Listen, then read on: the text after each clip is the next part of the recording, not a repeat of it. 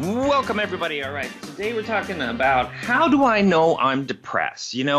Major depressive disorder is a really sneaky thing. It's kind of like it stealthily creeps into your mind. It gradually tanks your mood and it harms your quality of life and it eventually just takes over. And a very important thing is to be able to recognize the warning signs, which vary depending on your age, by the way. And it's the first step to at least seeking the right support that you would need. Depression isn't, it doesn't center around major depressive disorder. Just because that word is in it doesn't mean it's the worst depression ever. Major depressive disorder is actually just a term for the clinical depression, but that sounds really drastic to say major depressive disorder. But, learn to spot the red flags in yourself and a friend and a family member. That can make a lot of difference in preventing the escalation of a depressive episode, because once it starts, it just starts spiraling down and down and down. And the essence of depression is very interesting because depression is unmet expectations. We have all these expectations, expect your kids to have done their homework, the house to be clean, things to be in the right order, your finances to be in the right order, whatever. It could be a million things. Expect to have a better boss, a better job, better income, expect to have lower mortgage. I mean, there could be all kinds of things you would expect and maybe expect in yourself that you're not making happen. If you're a procrastinator, that's depression. And so the bottom line is we really have to look at these unmet expectations, and this is just the thought aspect of depression, and convert them to prefer. I prefer is so much better than an expectation because it doesn't have what's called a failure narrative to it. A failure narrative comes to every expectation that is not met, and usually the failure is you. And that's why the spiral goes down and down and down. Major depressive and it's not just feeling sad or experiencing grief or being super drained of energy. Those feelings are totally valid. But like most feelings, they'll eventually pass. But major depressive disorder is often debilitating. And it presents as a cluster of symptoms. And for people, clinical depression won't go away on its own, and you can't just snap out of it. One of the things you can do is cardio.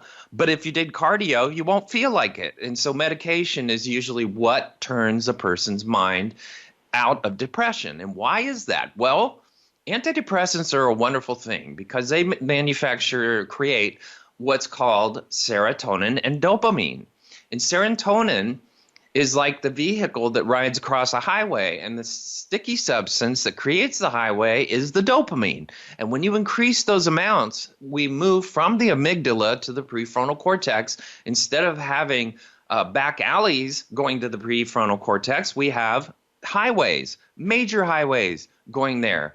And that gets built through an antidepressant. And once you build that, maybe 6 months, a year, whatever, you can actually withdraw from the medication slowly, like maybe over a month, just dabble down bit by bit, chance by chance, just each day, drop it down a little bit. And as you drop it down, not each day, but each week, but as you drop it down, what's going to happen is your brain will make up the difference if you do it slowly. And so consider an antidepressant like a workout program for your brain. Melancholy and exhaustion are part of depression. There's other things to look at. Sleeping, sudden crying spells, withdrawing from other people, hopelessness, irritability is a big one, especially in children.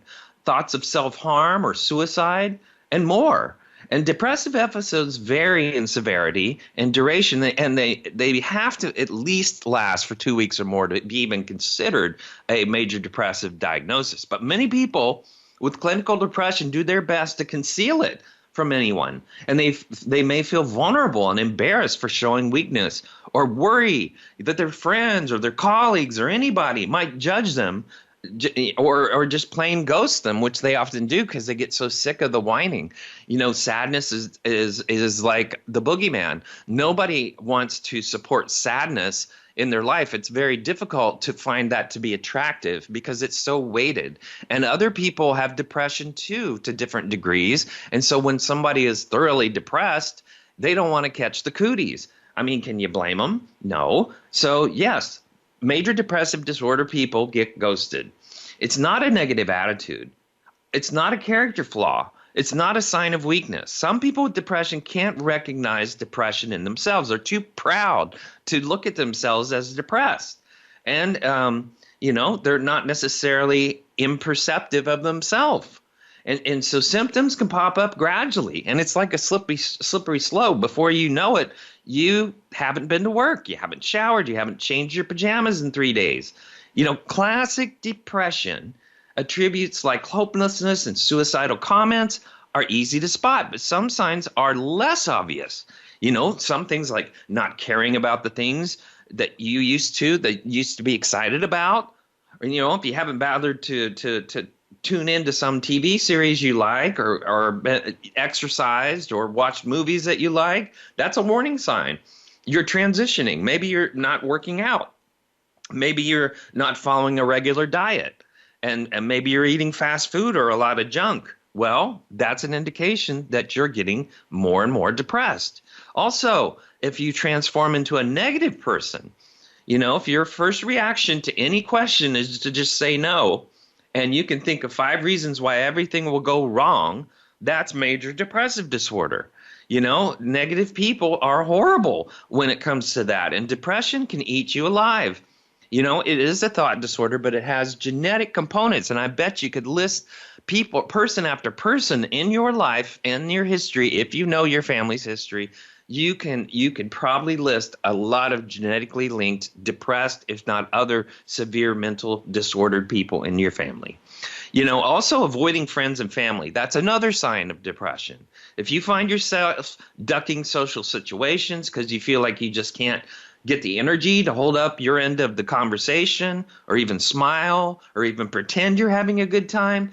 People with depression tend to socially isolate, which is twice as harmful to your physical and mental capacity.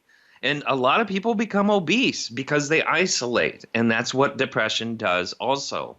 Also, you have to notice a change and you don't have to, but you can notice a change in your eating habits. If you notice yourself feeling hungrier or less hungry or weighing more or less, some people with depression turn to food while others lose their appetite because they feel numb or apathetic. And studies have found that excess fat is linked to increased inflammation, which could play a part in causing depression in the first place. Here's some other signs. Feeling exceptionally angry on a frequent basis or just constantly irritable. We always picture people with depression as sad and morose, but there's another side. They're crabby, they're snippy, they're aggravated, and that kind of behavior is seen particularly often in depressed children, by the way, as I said before. Also, if they complain about aches and pains, that's another sign that a person is depressed. Research tells us it can affect physical health too. In one study, nearly 70% of the people who met the criteria for major depressive disorder visited their doctors for mystery aches and pains and joint pain, bloating, backaches. Those are called somatic symptoms. And yes, depression comes with somatic symptoms. The other thing it comes with is anxiety. It's a two-sided coin, depression and anxiety. They both play on each other. You're either depressed because you're anxious or you're anxious because you're depressed. And so a lot of things happen with anxiety that correlate to depression. As its own diagnosis, anxiety's got its own problems. But we're talking about depression this time.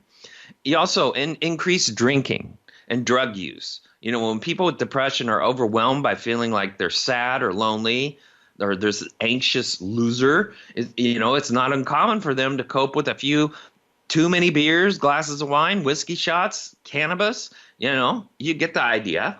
If you look at anxiety and depression, 20% of people with anxiety or a mood disorder like depression have alcohol or substance abuse problems. They just want to avoid everything. They're also often super zoned out. They're distracted. They're not able to focus on work or home. And they, if you notice you're losing your train of thought, those are common symptoms of major depressive disorder. And there's data indicating that concentration and memory issues can make the social ramifications of depression even worse. Some people have, even without a plan, they do have suicidal thoughts. And it doesn't matter if you have a plan to actually do it or if you're just daydreaming about it or talking about suicide more than usual or even joking about it, especially if that's not your usual sense of humor.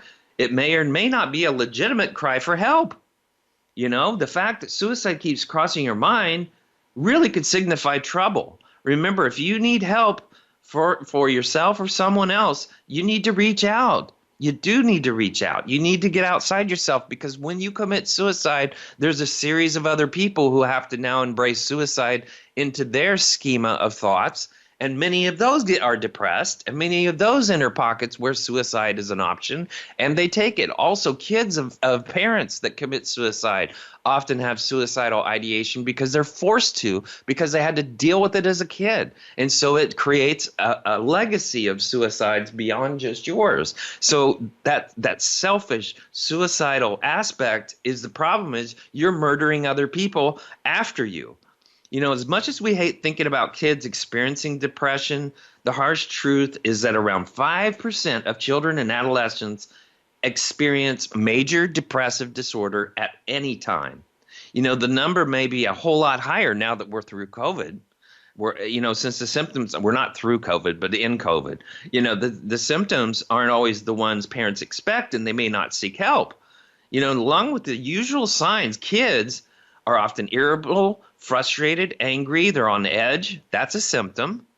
They have frequent crying fits, temper tantrums. Sometimes they're aloof and not having any interest in interacting with their peers or classmates. That's more symptoms. They become really super sensitive to criticism and scolding. And they also complain of reoccurring tummy aches and headaches. And that is super signs of depression, and trying to get out of going to school all the time. After school activities, there's no play dates. If you see a decline in school performance, like some teenagers do, like 9 to 13, they experiment with vaping and smoking and alcohol, marijuana. When they start experimenting with that stuff, that can spiral them into depression, because like marijuana and alcohol, they are major depressants already. Let's get real. Teenagers also have symptoms that are a little bit different than kids would have. Most of the time they can channel the angst of self-destructive impulses in a span of an hour. It's due to their stage of brain development. At least many scientists believe that their anxiety and their fear responses are high in their teenage years. Their ability to regulate emotion is low. Their hormones are kicking in. The testosterone's kicking in. Everything, all the sexual aspect of their life is now kicking in, which is a primal motivator. And so they use maladaptive coping strategies like self-blame or catastrophizing or rumination. These are often signs in a teen that they have some sense of depression. Also, oftentimes they complain of headaches, stomach aches, and they argue or fight with families and their family and friends. They start skipping meals, eating everything in the house. They miss class after school appointments. They self-isolate. They don't have any interest in social events. And they have an extended amount of time on the internet and in chat rooms. Their hygiene often gets bad. They stop brushing their hair, brushing their teeth, skipping showers. You oftentimes will see their grades drop as a sign of major depressive. Maybe they're vaping, smoking, drinking, doing drugs. Maybe they act recklessly, like promiscuity, speeding if they drive, self-harm, like cutting. And they don't just cut on their arms, folks. They cut on their legs. They cut on their hips. They cut on anywhere they can hide it. And so you want to examine these people, these kids. Also self-harm can be an early sign of a person moving into what's called a borderline personality disorder. We won't get into that, but that thing is a mess. Talk or joke about suicide is something that they do too. Sometimes they seek out weapons or research suicide methods. That's why you want to track. What are they into? What are they looking at? Now, older people, they have different signs too. And it isn't easy as it seems to spot it. But many older adults have medical conditions that they have, like heart disease or stroke, cancer, arthritis, which are really up there as disorders. And so they have medication that oftentimes can play on their moods, and it can also spiral them into a deep depression. Restricted blood flow to the brain can cause delusional disorders, all kinds of crazy stuff. Maybe even Alzheimer's if you have that in your genetics. But, as along with the usual signs, the older people often experience confusion, memory problems. So they may mistake dementia for Alzheimer's. They also avoid social activity. And sometimes they move in a sluggish manner, or they make persistent, vague complaints on a continuous basis, or they demand assistance and frequently seek help. That's another person showing that they're depressed, or they lose appetite or lose weight, or they have delusions, hallucinations. Those are other signs of depression in older people. Major depressive disorder is a monster, and it's not surprisingly, it can be really difficult to ask for help when you're experiencing the symptoms because you're in the middle of it. You don't see it. Everyone else can see it, but not you. And if you don't do anything about it, that can cause some big problems. All right, so let's go on, and we're going to talk about defining the symptoms so that we can recognize them. First of all, it's a great place to start a conversation about depression with your doctor, because a normal doctor, most doctors, when they hear you say depression, they're going to do what's called a Beck depression inventory, and that will help them understand on a 1 to 5 scale how you feel, and that can help them understand your depression. But if you blow smoke up their butt, you're not going to get a real reading on whether you're depressed or not. And so, but they can test and they can manage your symptoms. A general practitioner or, anybody in that type of work can actually give you an antidepressant. Now, do you want to go for heavier medications? Probably not, but they can treat your depression with medication. And that can be enormously helpful, especially if you get like the 6th generation, like Effexor and Wellbutrin. Those are really awesome medications. They're probably the most evolved. But if you're getting well, here's the funny thing about doctors. Doctors tend to prescribe the same thing that they prescribed after they left medical school. So you can tell if they're doing Prozac, they probably graduated a long time ago. If they're doing Paxil, probably a long time ago. If they're doing something like Lexapro, maybe 10 years ago, maybe 15 years ago is when they graduated. If they go to Effexor, something like that, then maybe it's 5 years ago. So you just have to understand a lot of these doctors want to do what they're comfortable with. And so when they prescribe, they'll prescribe what they've always prescribed because they've always seen the results over and over and over again, and they feel safe with that. So here's the symptoms once again. Trouble concentrating, remembering details, making decisions. So if your short-term memory is poor, there's a good idea that some depression is stirring around in there. If you have fatigue is a big sign. If you're tired for no reason, I don't understand why I'm so tired. Well, that's often the problem with a person who's depressed. They are feeling fatigued because they're becoming depressed. And so we have to really understand what we're working with here. Also, feelings of guilt, because that comes with procrastination. They feel guilty. They feel worthless. They feel helpless because they're not meeting their goals. And that can cause a whole lot of problems. Pessimism, especially early morning wakefulness, that's a big part of it. And a lot of people are so deep into the diagnosis, they don't even know they have it. It's kind of because it's a slippery slope. It takes a long time. And sometimes things like grieving can drop you into depression and keep you there. And so you have to understand that that's a trigger. Also, medicine can be a trigger. Whatever your medicine may be, it may put you into a depressive state also. So you kind of have to watch out for that. Circumstantial depression can happen where things are like getting fired from your job or, COVID or, there's just a lot of things that could trigger your life taking a desperately bad turn. And when that happens, we have to cope with that. And coping is not living. And when you have to cope and you compare yourself to where you were to where you are now, there is a lot of problems with that because you develop a neurosis, and that neurosis all of a sudden lands into depression, especially over time. There's other people that are like Eeyore, they're just flat. That's called dysthymia. And some people in those cases don't realize how depressed they really are, but it's a flatline apathetic depression.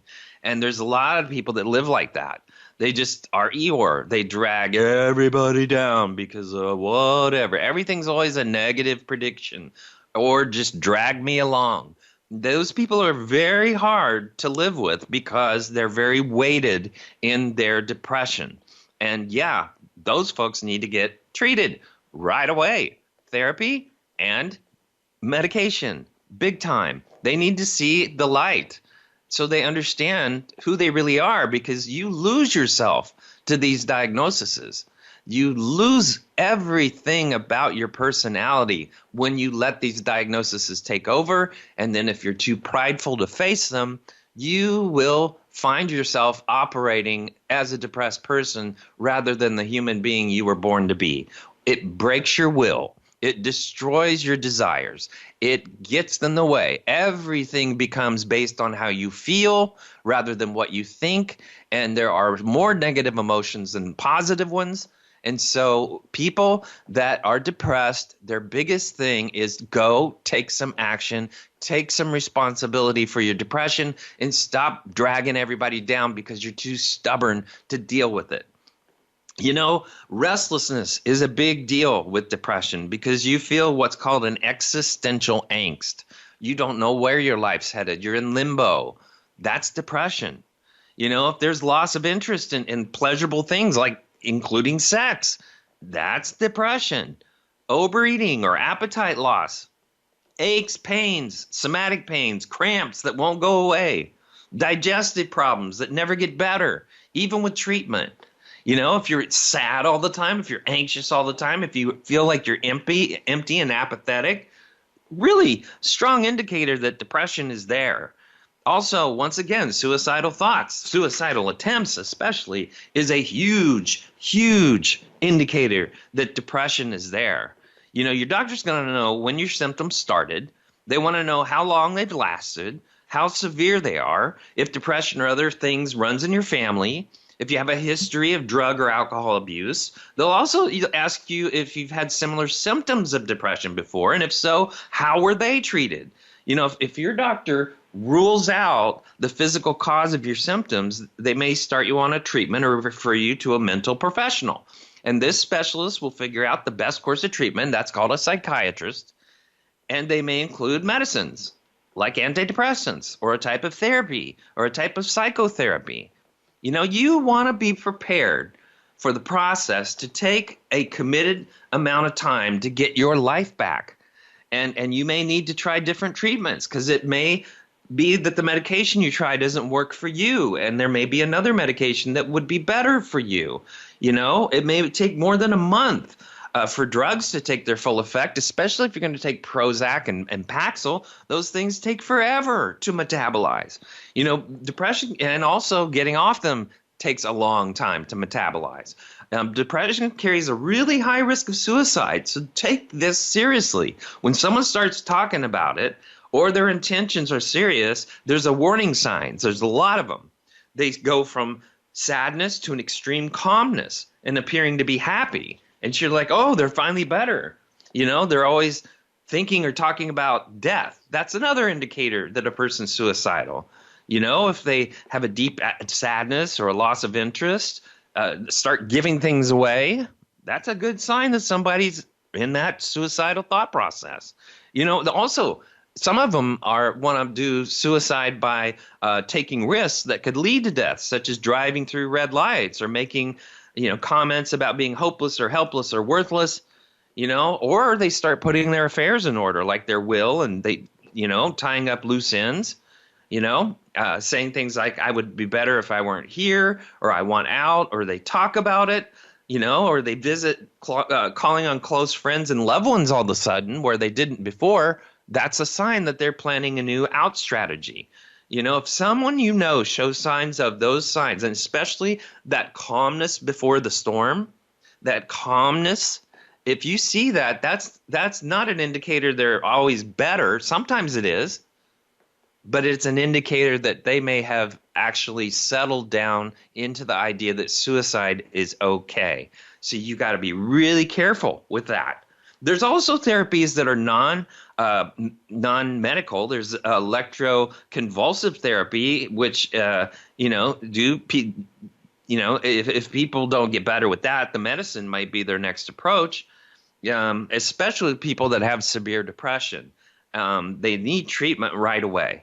Then there's this transcranial magnetic stimulation. And that involves using a non-invasive device that is held above the head to induce magnetic fields. And it targets specific parts of the brain that trigger depression, and it breaks them up.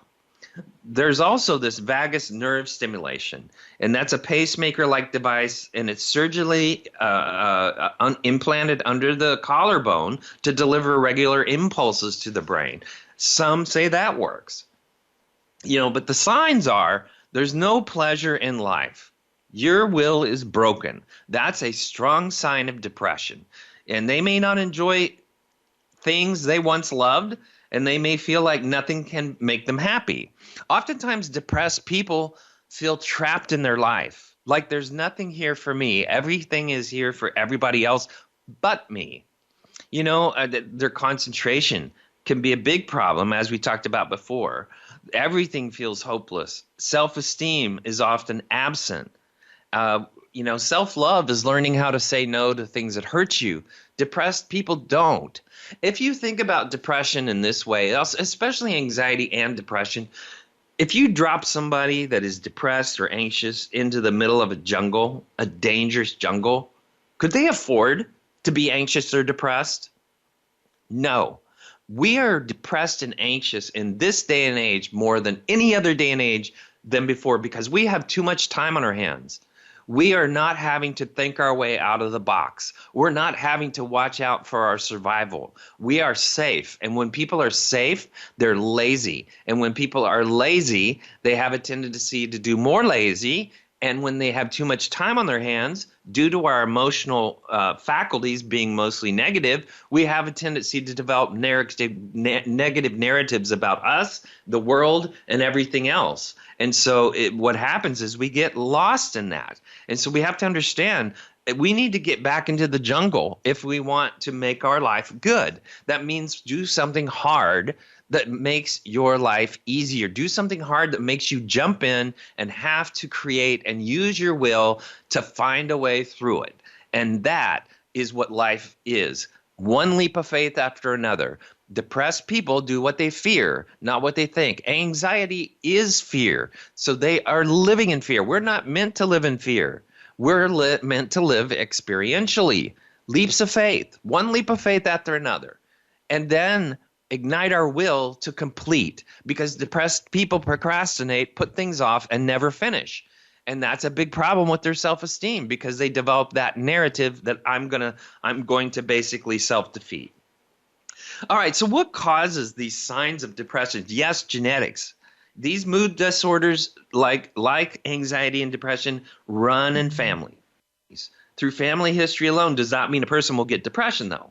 Also, life events like major changes, stressful events may trigger depression, may help you feel that your life is out of control. If you look at things like depression and anxiety, this is how people tend to cope with things they cannot control. In life, we are not meant to control a lot of outcomes.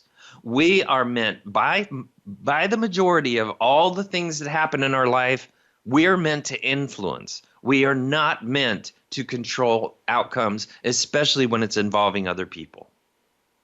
Another thing that happens with depression is hormonal changes, like menopause, pregnancy, premenstrual disorders after pregnancy. That's those hormonal changes can cause enormous amounts of challenges with depression. There's also like people that experience long-term pain, diabetes, heart disease. They more likely are going to develop depression. So sometimes they start abusing drugs and alcohol, and that's called a suicidal life. And I will tell you that most people die of all kinds of diseases, but they die because they lived a suicidal life. They did destructive things to themselves that eventually ended up in them passing, which is what they subconsciously intended in the first place, to die. So they don't do what it takes to survive. They don't stop smoking. They don't stop taking drugs. They don't do what's healthy. They do what's unhealthy until it kills them because they're depressed. And it's sad, but they don't help themselves.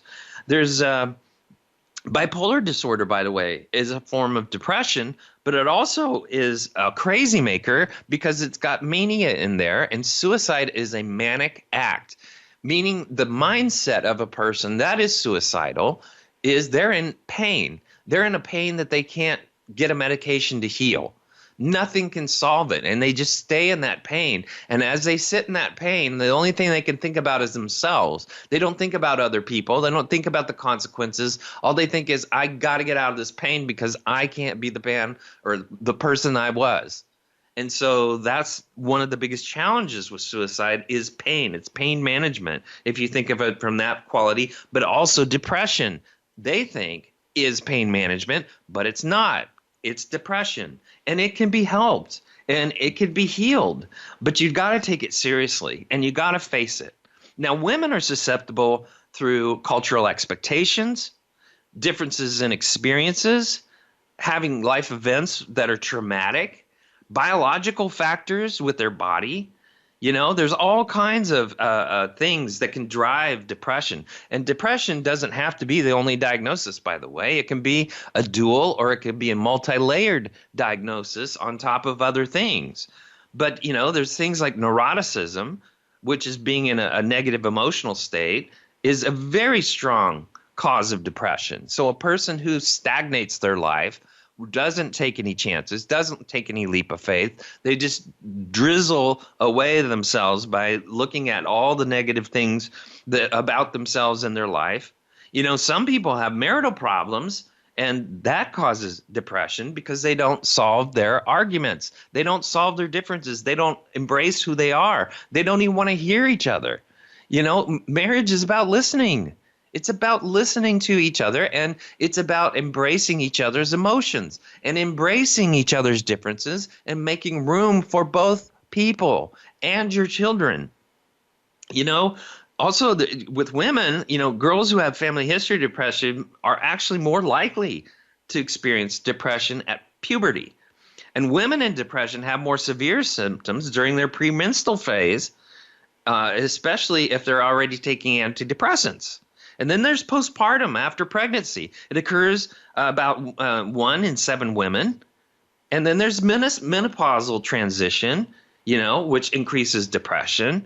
And women have 2 to 3 times greater risk of getting depression during this time, even if they've ever had depression in the past, when they're going through that menopausal state. Now, with men, oftentimes indicators is childhood sexual abuse, drug abuse, prior history of depression, or major stressful life events. That's usually the causes for men to go into depression. And men may be more likely to become depressed as a result of failures to achieve goals in life and low self-esteem, like financial and legal issues, career problems. That's often found to cause depression more frequently in men than women.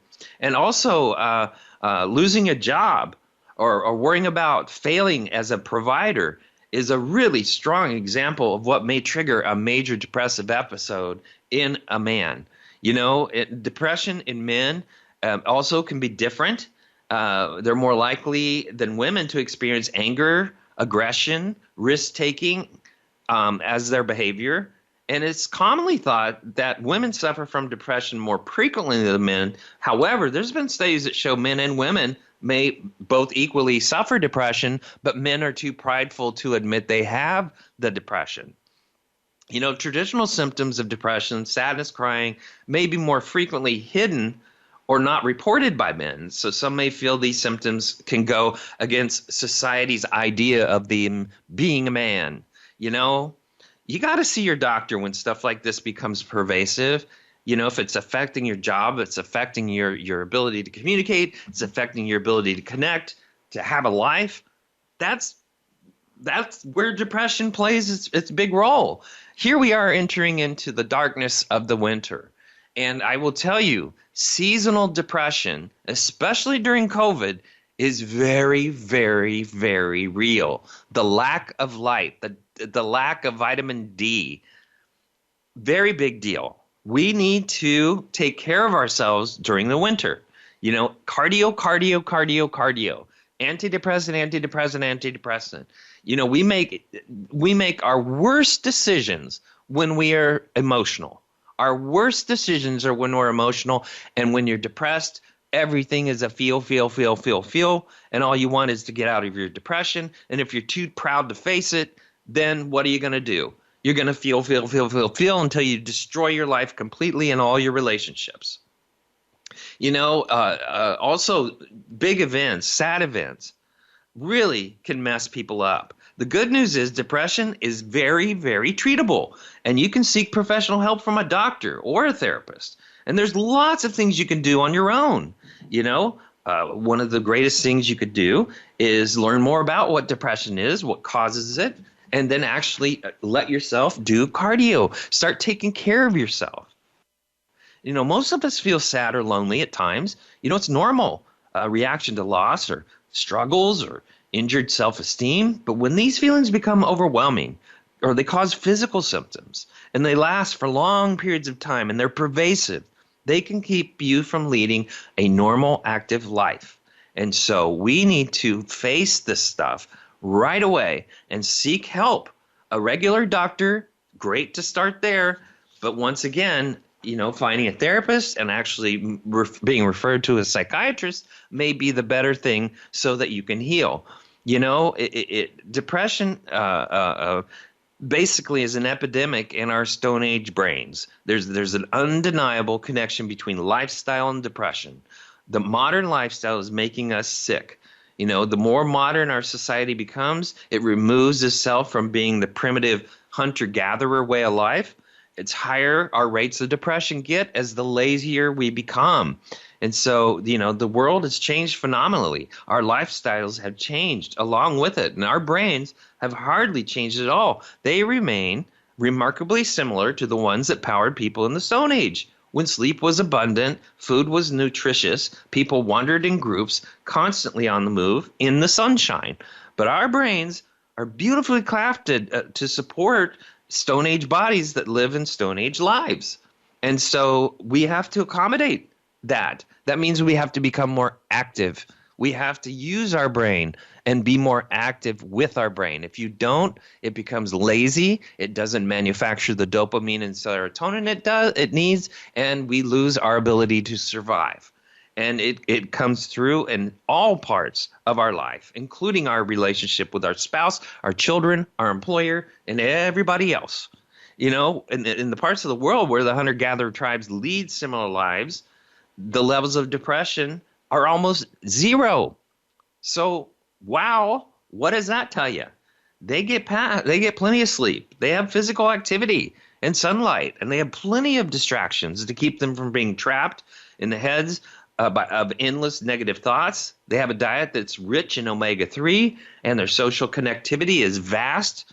They have a much more powerful effect on the brain than any medication is their lifestyle. We can keep these brains happy. Our brains can change, and we have a capacity to change them. The key is to finding the most effective ways to do that.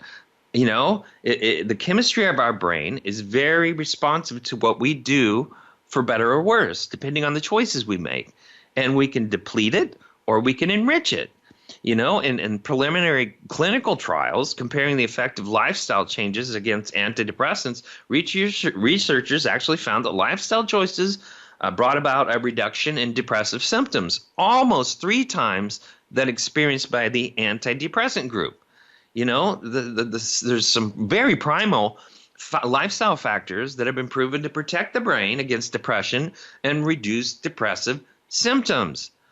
And what are those? What are those things? It's very important to look. We eat plenty of omega-3. We're going to have good fatty acids. Your brain is full of fat and blood, but it's full of fat. It's a big fat organ. And the construction of the brain cells and insulation of the nerve fibers have to be there. And that comes from omega-3. And many of the fat molecules needed by the brain are made by the body. But there's some that can only be drawn from your diet.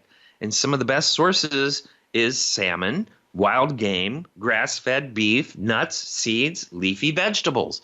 So if you focus your diet there, you might have a better shot at having a better brain. That's a big deal, guys, and you need to take it serious because you are what you eat. And it does beautiful things, omega-3. It's what hurts it is sugar. Sugar is addictive, and it lights up the brain's reward circuitry in a similar way to like cocaine. So it activates the release of inflammatory hormones. It causes all sorts of trouble in the brain.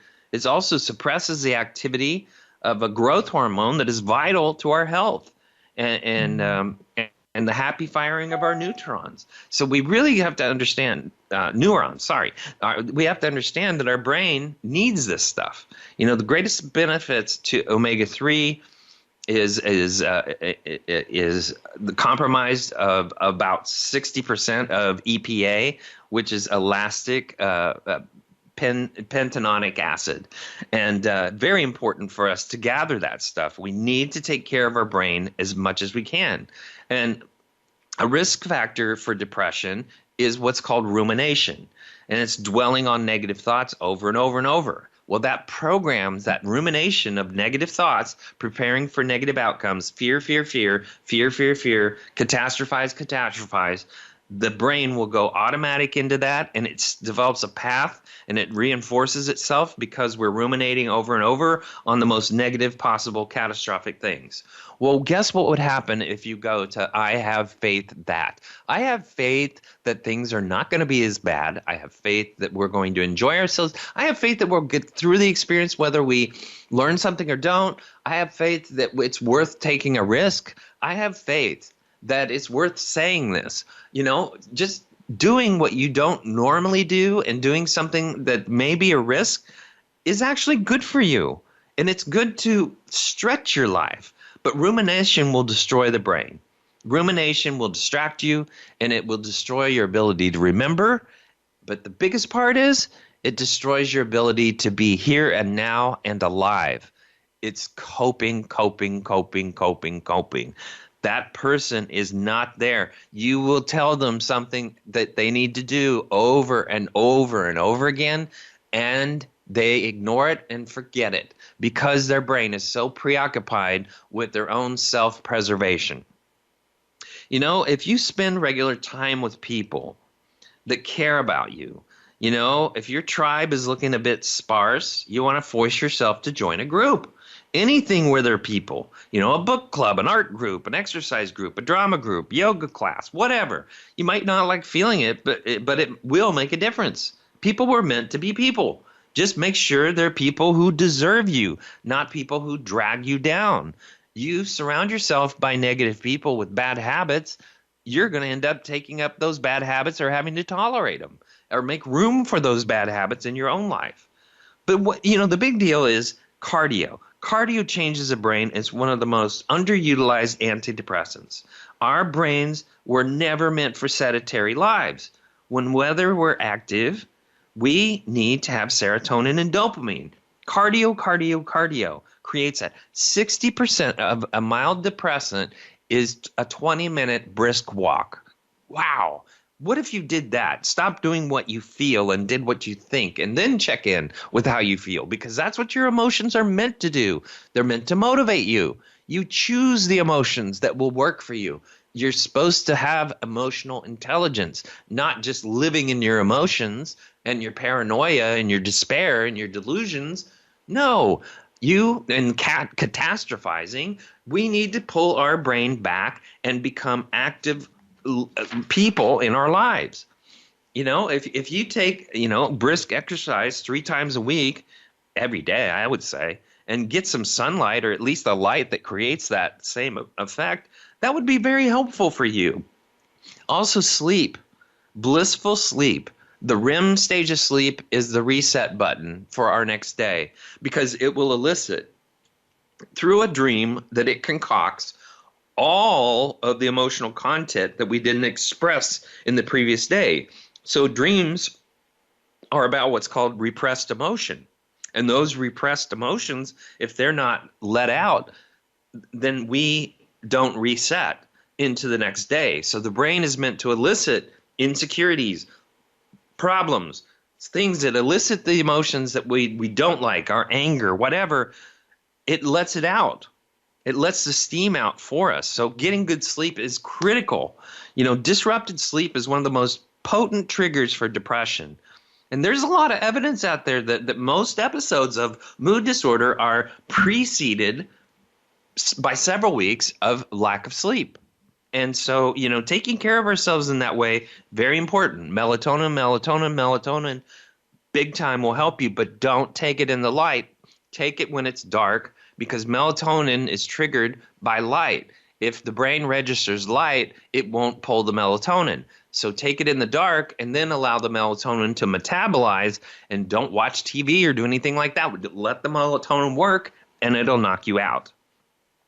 If we can get 8 hours of sleep in a night, that would be incredible. But you need to make sure it's dark. Minimize light from appliances, things around you, noises around you. If you struggle to fall asleep, try a warm shower before bed. Spray lavender in the room before you settle. These kind of things can help you. Very important. Depression doesn't always happen in isolation. And sometimes it can be triggered by medical conditions, like I said, like diabetes or sleep apnea or thyroid or heart disease or chronic infection, hormone imbalances. We need to keep all of these in mind for us to eliminate depression in our lives. That's our show. I'd like to thank you for listening. I love hearing from you. You can do that by our webpage at voiceamerica.com, the Empowerment Channel, Dr. Gary Bell's Absurd Psychology. Now, remember, if you feel that nobody cares you're alive, try missing 2 car payments. Also, why is life so expensive if you're not having fun? Also, apathy is the opposite of love, not hate. Depression is apathy. So take some responsibility rather than blame everybody else for your misery. Also, remember, you choose to resent doing things you don't like or have the opportunity to get to do something precious, something important. Why don't we look at life like, I get to do this. I get to spend time with my kids. I get to work. That's the way people think when they're not depressed. Thanks for listening.